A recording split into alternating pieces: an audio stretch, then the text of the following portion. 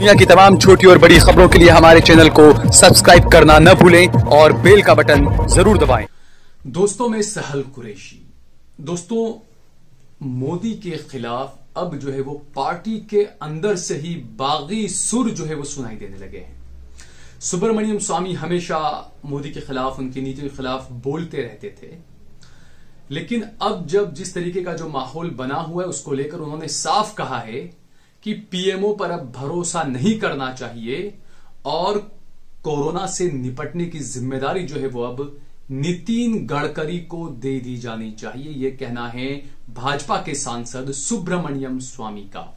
सुब्रमण्यम स्वामी एक ऐसे नेता हैं जो वो तोप है, जिसे कहा जाता है कि वो तोप हैं, किसी को नहीं पता वो कब अपना रुख बदल लें और कब किस पर निशाना तान दें।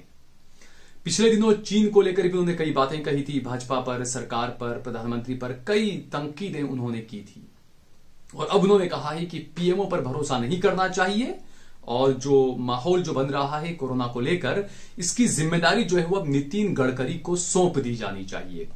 आपको बता दें कि पिछले दिनों कोर्ट ने टिप्पणी करते हुए कहा था कि केंद्र सरकार शुतुरमुर्ग की तरह अपना मुंह छुपा सकती है, लेकिन कोर्ट नहीं छुपा सकती, क्योंकि जिस तरीके से जो ऑक्सीजन की किल्लत पूरे देश में जो देखी जा रही है, क्योंकि हमें भी फोन आते हैं, हमें दिल्ली से, बिहार से, उत्तर प्रदेश से, यहां तक कि कर्नाटका से, बेंगलोर से, वहां से हमें कॉल आते हैं कि ऑक्सीजन का इंतजाम करवा दीजिए।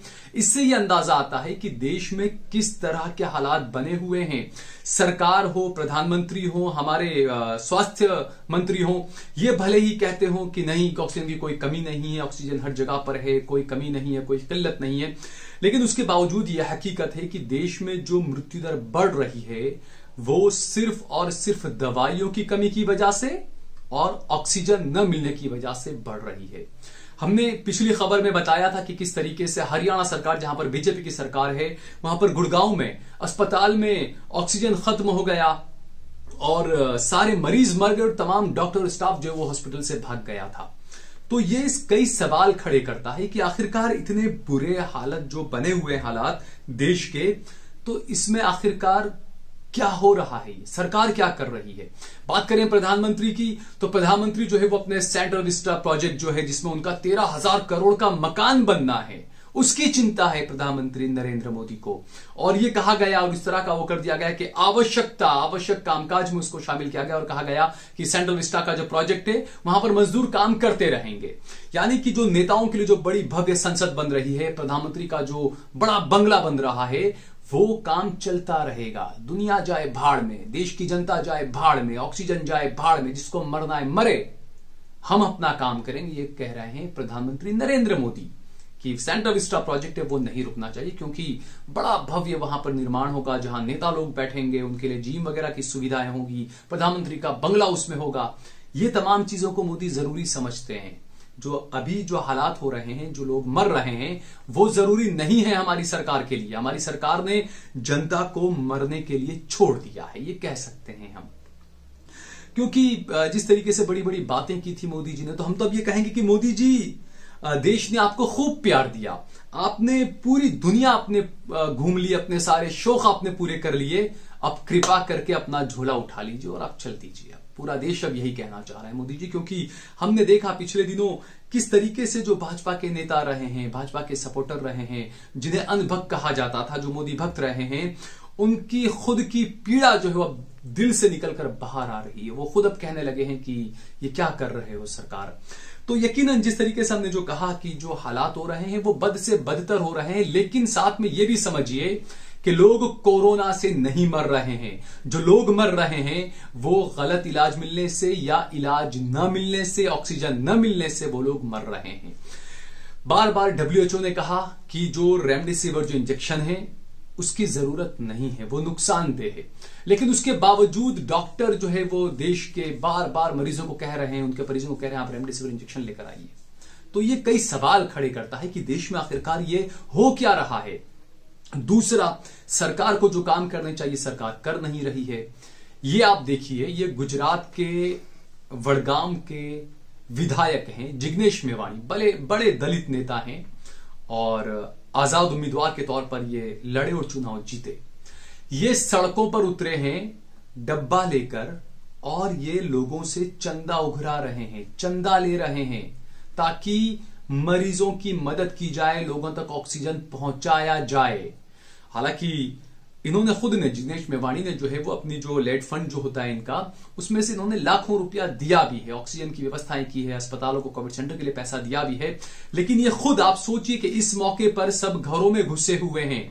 ऐसे में एक विधायक ऐसा भी है कि जो अपनी जान को हथेली पे रखकर, क्योंकि सारे मंत्री और नेता तो कहते हैं कि नहीं हम घरों में रहेंगे, सोशल डिस्टेंसिंग का पालन करेंगे, हमको कोरोना ना हो जाए, लेकिन ये विधायक जो है ये सड़कों पर उतरा हुआ है जनता के लिए और लोगों से भीख मांग रहा है, चंदा मांग रहा है कि आप पैसा दीजिए ताकि ऑक्सीजन की हम सुविधा कर सकें, लोगों के लिए इंतजाम कर सकें। तो आप सोचिए कि जब एक नेता की यह हालत है तो आम जनता की क्या हालत होगी, इसका अंदाजा आप बखूबी लगा सकते हैं। और दूसरा, जो एनएसजी जो होती है, जो बड़े बड़े नेता, प्रधानमंत्री वगैरह जो उनकी जो सिक्योरिटी जो लोग करते हैं, एनएसजी के जो ग्रुप कमांडो थे, जो कमांडर थे, ग्रुप कमांडर, उनकी भी दिल्ली में मौत हो गई क्योंकि उन्हें खुद को भी आईसीयू का बेड नहीं मिला। आप सोचिए कि जो नेताओं की सुरक्षा करता रहता है, नेताओं की जान बचाता है, उसको ये नेता एक आईसीयू बेड नहीं दिला सके। तो इससे आप अंदाजा लगा सकते हैं कि किस तरह के हालात बने हुए हैं। सरकार के हाथ में भी शायद अब कुछ नहीं रहा। हालांकि सबसे हैरानी की बात तो यह है कि पिछले साल अक्टूबर में ही स्टैंडिंग कमेटी फॉर हेल्थ ने प्रधानमंत्री नरेंद्र मोदी को, सरकार को आगाह किया था कि देश में ऑक्सीजन की कमी हो सकती है। आप सोचिए, अक्टूबर नवंबर में यह बात कही गई थी, उसके बाद अब तक हमारी सरकार ऑक्सीजन विदेशों में भेज रही थी।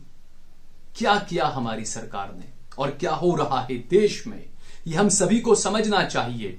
दूसरी तरफ, एक तरफ तो हमने देखा कि जिस तरीके से ऑक्सीजन की कमी है, लोग सोशल मीडिया पर, फेसबुक, ट्विटर पर, यूट्यूब पर वीडियो बना बना कर डाल रहे हैं, लोग व्हाट्सएप ग्रुपों में मैसेज डाल रहे हैं कि ऑक्सीजन की हमको कमी है, जरूरत है, आप ऑक्सीजन का इंतजाम करिए, और लोग ऑक्सीजन पहुंचा रहे हैं। कई लोगों ने अपने ऑक्सीजन का काम शुरू किया है, फ्री ऑफ कॉस्ट में, यानी मुफ्त में जो है वो लोगों को दिया जा रहा है।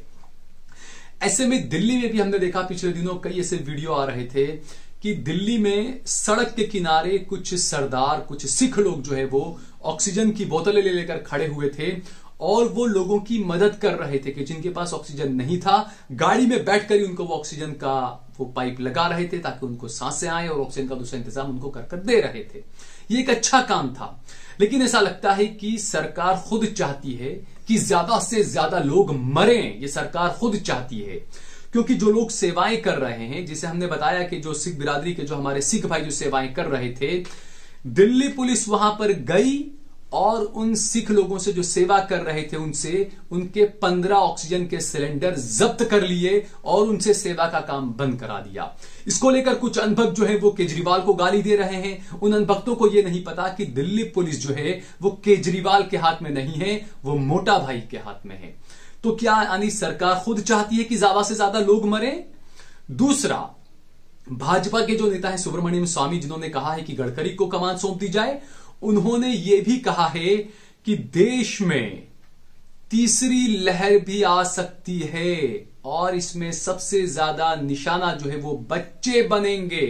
यानी खबरदार यहां पर किया है सुब्रमण्यम स्वामी ने। सरकार को इसे गंभीरता से लेना चाहिए।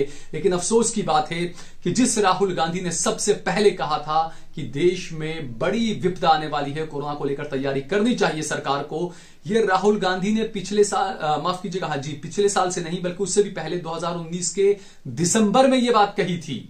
उसके बावजूद सरकार नहीं संभली और कोरोना का क्या हाल हुआ, राहुल गांधी को पप्पू करार दे दिया गया। लेकिन राहुल गांधी ने उसके बाद भी 6 महीने पहले भी कहा कि अगली जो लहर होगी वो सुनामी होगी।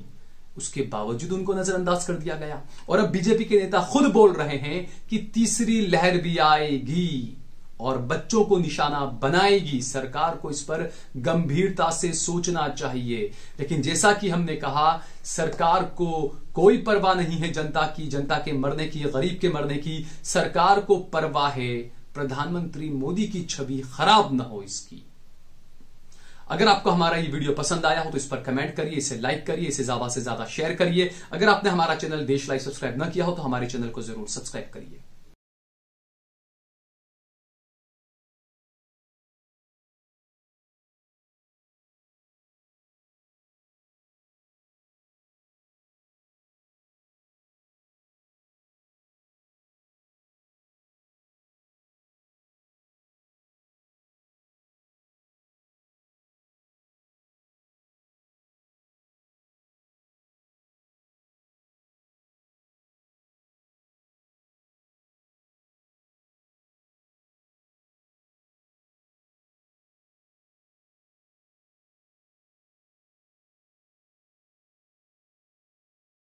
आप देख रहे हैं देश लाइव, देश की आवाज।